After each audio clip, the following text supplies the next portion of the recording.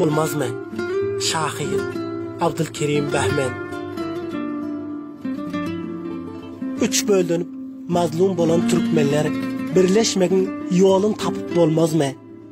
Cahan lezzetinden mahrum yörenler birleşmene yolu alıp bolmaz mı? Bir bölümümüz İran mülka çatıldı, bir bölümümüz Afganistan katıldı. Milyonlarca Türkmen her yan atıldı. Bir süprede yine müşük bolmaz mı? Nıpak oğdu bizi her yan göçürdü. Sultanattan, taxırımızdan düşürdü. Hem ak kuşu başımızdan uçurdu. Uçan kuşu yenem tutup bolmaz mı?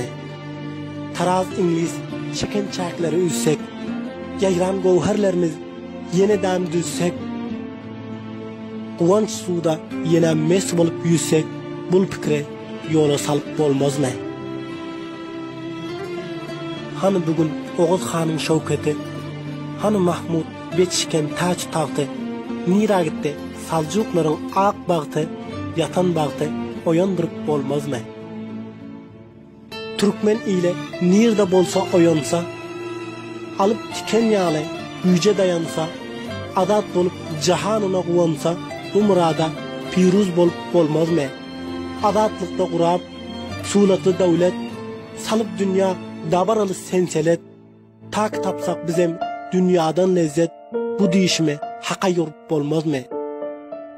Direlense Türkmen sahranın güce, balha yeter tolkumlarının uce, şora taşlar bu Behmen'in her mavce, bu Türkmeni güçlendirip bolmaz mı?